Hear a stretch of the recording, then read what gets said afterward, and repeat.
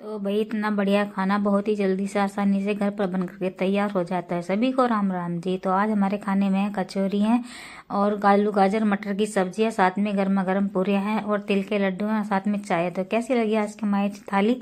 और ये खाना इतनी जल्दी बन जाता है, बहुत ही जल्दी, और बाहर से कुछ भी लाने की जरूरत नहीं पड़ती। जब घर में अच्छा खाना बन जाता है तो बच्चे भी और बड़े भी घर में ही रुक जाते हैं। तो आज है सकट चौथ। सकट चौथ की सबसे पहले हमने आज व्रत किया है। सबसे पहले गणपति जी की पूजा की है नहाने के बाद, और तिल चटकाए हैं, क्योंकि हमारे यहाँ सुबह के टाइम में ही तिल चटकाए जाते हैं अंगारी पर। इसी तरह से जैसे कि अंगारी पर घी रख दिया और तिल चटका दिया और गुड़ रख दिया, इसी तरह से गणेश जी की आरती की और पूजा किया, संकल्प किया कि आज पूरे दिन व्रत रहेंगे। इसी तरह से गणपति जी की पूजा की और शाम के समय में हमने खाना बनाया है। तो यहाँ पर हमारे देखो बहुत ही अच्छे से गणपति पूजा हो गई है गणेश चतुर्थी की। और यहाँ पर हमने सारे तिलों को और गुड़ को चढ़ा दिया है और साथ में पानी भी घे दिया है। और उसके बाद हमने गणपति जी की और लक्ष्मी जी की आरती की बहुत ही अच्छे से। और जो दिया रखा था ना, उसमें भी हमने थोड़े से गुड़ और तिल डाल दिए हैं। कहते हैं कि तिल और गुड़ जब चटकते हैं तो बहुत ही अच्छा होता है, गणेश जी का व्रत होता है इस तरह से।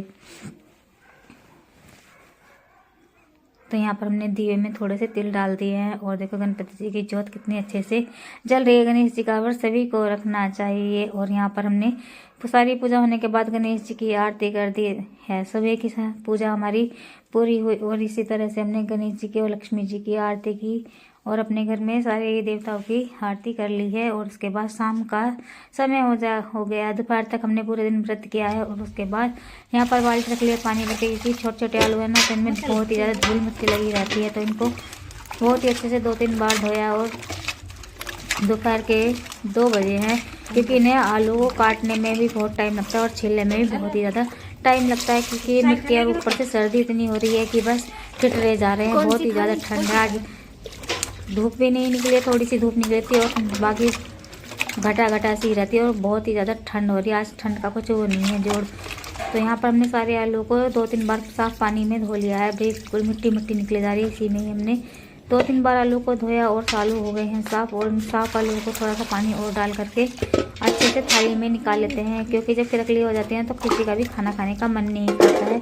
तो ये जो नए आलू होते हैं ना, ये बहुत ज़्यादा मिट्टी में लिपटे हुए होते हैं। तो इन्हें 2-3 बार धोना।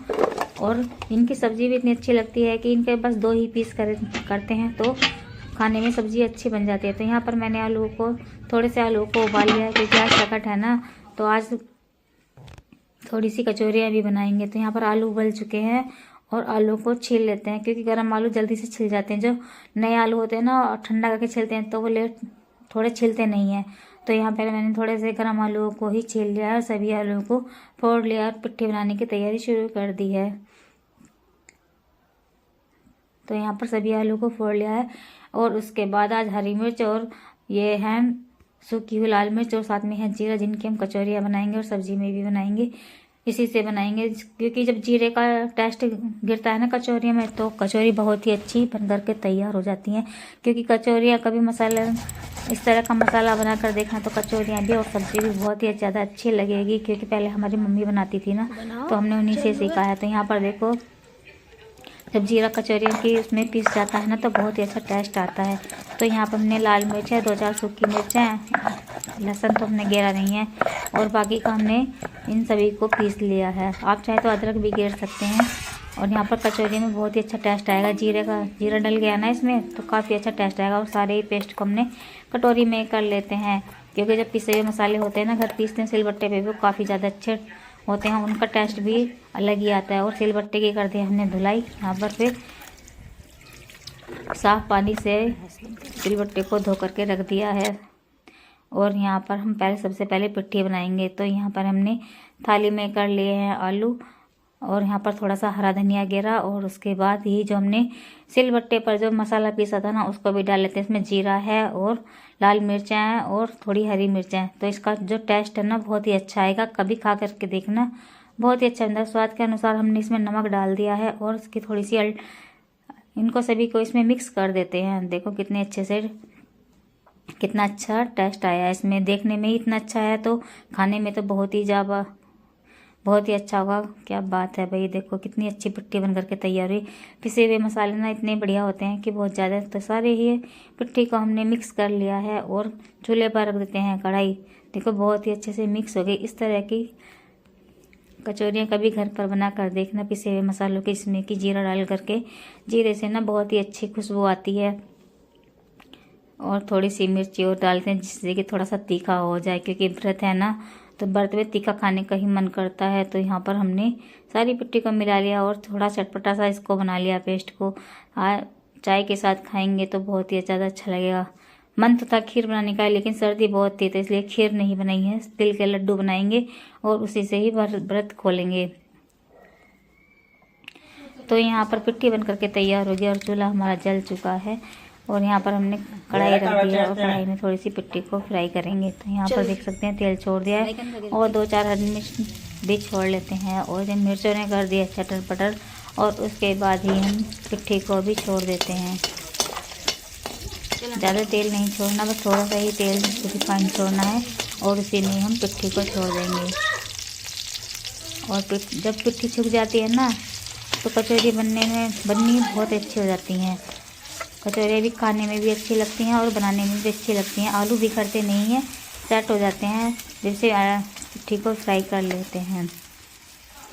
तो ये थोड़ी थोड़ी करके मैंने सारी पिट्ठी कढ़ाई में डाल दी है। और 5 मिनट से ज़्यादा इसको नहीं रखेंगे चूल्हे पर। 5 ही मिनट के बाद इसको उतार देंगे। अच्छे से ये फ्राई हो जाएगी और थोड़ी सी पलटा पलटी कर देंगे। तो ये देखो पिट्ठी कितनी लाजवाब बनकर के तैयार हुई है। खाना तो आज घर पर बेस्ट बन रहा है। वैसे तो रोज़ ही अच्छा बनता है, लेकिन आज और भी ज़्यादा अच्छा बन रहा है। तो यहाँ पर देखो मैंने सारी पिट्ठी को मैं तड़का लगा दिया है। बिल्कुल ज़्यादा तेल नहीं डालना, सिर्फ 1 चम्मच तेल डालना, जिसमें कि हरी मिर्च भुन जाए और उसके बाद पिट्ठी को छोड़ देते हैं।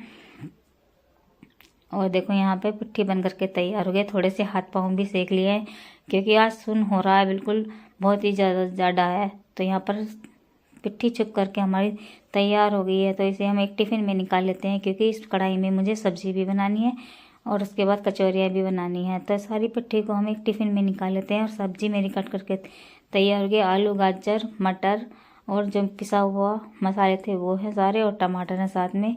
तो आलू को मैंने 2-3 बार धो लिया। तो देखो कैसे निखर रहे हैं, मोतियों की तरह चमक रहे हैं। साथ में मटर भी हैं और गाजर भी है। तो ये हमने जो नए आलू थे उनके 2 ही पीस किए। इनकी जो सब्ज़ी है ना बहुत ही ज़्यादा अच्छी लगती है। जब छोटे आलू होते हैं तो 2 ही पीस करते हैं, जब बड़े आलू तो 4 कर देते हैं। लेकिन जो छोटे आलू रहते हैं ना, उनकी सब्ज़ी बहुत ही टेस्टी और स्वाद लगती है। उनके 2 ही पीस करो ना तो बहुत ज़्यादा अच्छे लगते हैं। तो यहाँ पर सब्ज़ी छोंकने की हो गई है भाई मेरी तैयारी, क्योंकि ठंड बहुत है। आज थोड़ा जल्दी ही खाना बना लेंगे। और वैसे भी व्रत है ना, तो व्रत खोलना है। तो यहाँ पर सब्ज़ी सारी मैंने रख लिया करके। और यहाँ पर प्याज की ज्वाल है उनको और जीरे को हम फ्राई कर लेते हैं। देखो कितने अच्छे से ग्रेवी बन करके तैयार हो रही है। सभी में अच्छे से मसाला भुन जाएगा ना, प्याज का तड़का, जो प्याज की हरी वाली आल है उनको अच्छे से भून लेंगे। और साथ में जीरा भी डाल दिया है। 5 से 7 मिनट तक इसको इसी तरह से पकने देंगे। और जब ये पक जाएगी ना, तो इसमें जो भी हमने सिलबट्टे पर मसाला बनाया था ना, उसको भी हम इसमें छोड़ देंगे। देखो कितने अच्छे से पक गया है मसाला भी। और इसमें हरी मिर्च भी डाल दी है। सब कुछ इस मसाला इसमें डाल दिया। पेस्ट अच्छे से बनकर तैयार, अच्छे से खदकी पड़कर सभी मसाले पक चुके हैं। तो इसके बाद हम टमाटरों को भी डाल देंगे और 2 से 3 मिनट तक ही टमाटर को भी इसी तरह से पकाएंगे। क्योंकि जब अच्छा खाना खाना है तो इसी तरह से सब्ज़ी बनाओ तो बहुत ही अच्छी तरह से बन जाएगी। तो सारी सब्ज़ी को मैंने छोड़ दिया है कढ़ाई में और सब्ज़ी रख दिया बनने के लिए। और उसके बाद मैंने लग गई हूँ आटा मारने के लिए, क्योंकि आटा मारेंगे तो वो भी सही हो जाएगा। क्योंकि पहले आटा मार देते तो थोड़ा फूल जाता है और आटा भी मर चुका है। तो यहाँ पर मुझे भगवान जी के भोग के शाम को भोग लगाने के लिए थोड़े से तिल के लड्डू भी बनाने हैं। तो यहाँ पर गुड़ को मैंने छोटे छोटे टुकड़ों में तोड़ लिया है और यहाँ पर लड्डू बनाने की तैयारी होगी। ज़्यादा लड्डू नहीं बनाने, बस गणपति जी के भोग के लिए है और आप सभी लोगों के लिए भी हैं।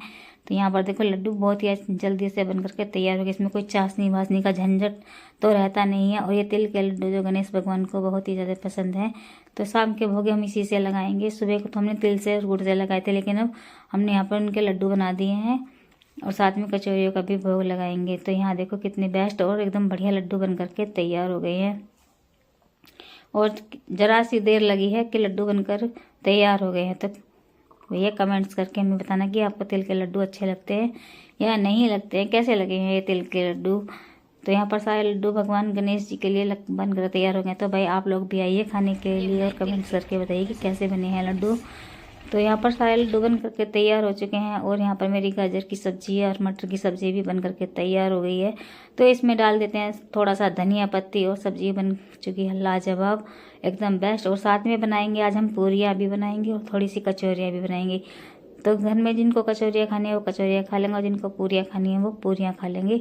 और सब्जी की कर दी हमने उल्टा पलटी, क्योंकि इसमें धनिया डाला है ना, तो धनिया को अच्छे से मिक्स कर देते हैं और ढक कर रख देते हैं, क्योंकि खाने वाले अभी आएंगे नहीं और थोड़ी सी देर बाद आएंगे। तो और हमको लगाना है भगवान जी को भोग। तो यहाँ पर मैंने अपनी शाम की पूजा कर ली है और दीपक जला करके भगवान जी को लड्डू गुड़ के लड्डू और तिल के लड्डू का भोग लगा दिया। और शाम की आरती हमने बहुत ही अच्छे से कर ली है। और अभी कचौरियाँ बनी नहीं है, कचौरियाँ जब बनेंगी तो हम भगवान जी को भोग लगा देंगे। तो यहाँ पर हमारी कचौरियाँ भी बन चुकी हैं और पूरियाँ भी। और हमने तिल के लड्डू से गणेश जी को भोग लगा दिया। घर में जितने भी हैं उस लोटे में रखा है पानी, सभी को भोजन करा दिया है। और अब अपना भी नंबर आ गया है, तो मम्मी बन लगी हैं भरी भरी कचौरियाँ बनाने के लिए। तो यहाँ पर हमारी लाली खा रही है, आप देख सकते हैं कि कितनी भरी भरी पूरियाँ हैं, कचौरियाँ बन रही हैं। सबसे पहले हमारे घर में कन्या पूजन होता है, तो देखो ये लाली हमारी सबसे पहले खाना खाती है। तो लाली खाना खा रही है, यही समझ लो कि कन्या पूजन। और मम्मी बना रही है बड़ी बड़ी कचौरियाँ जो कि खाने में बेस्ट लगती हैं। तो ये छोड़ दी कढ़ाई में कचौरी और अब देखो कितनी बढ़िया भरी भरी कचौरी खा रही है। देखो लाली को बहुत ही ज़्यादा अच्छी लग रही हैं कचौरियाँ। तो भैया कैसी लगी है हमारी ये कचौरियाँ, प्यारा सा कमेंट करके हमें बताना, कमेंट्स बॉक्स में लिख कर बताना। और यहाँ पर लाली लग खाना खाने के लिए, तो यहाँ पर थाली भी लग करके तैयार हो गई आप सभी के लिए भी। तो यहाँ पर गर्मा गर्म कचौरियाँ हैं, साथ में फूली फूली पूरियाँ हैं, चाय है और आलू गाजर मटर की सब्जी है और तिल के लड्डू भी हैं। और पापा खाना खा रहे हैं, आप यहाँ पर देख सकते हैं कि पापा ने खाना खा लिया है। और यहाँ पर मैं भी बैठ गई हूँ खाना खाने के लिए सभी के खाना खाने के बाद। तो भैया आप लोग भी आइए खाना खाइए। और वीडियो अच्छी लगे तो वीडियो को लाइक करिए। और देखो कचौरी कितनी भरी भरी बनाई है मम्मी ने, बिल्कुल गर्म है और एकदम भरी भरी कचौरियाँ हैं। इस तरह से बनाती हूँ हमारी मम्मी कचौरियाँ, बहुत ही ज़्यादा स्वाद लगती हैं। तो भाई आप लोग भी आइए खाना खाइए। और वीडियो अच्छी लगी तो वीडियो को लाइक और सब्सक्राइब कीजिए। मिलते हैं नेक्स्ट ब्लॉग में, तब तक के लिए सबको राम राम जी, राधे राधे, गणपति बप्पा।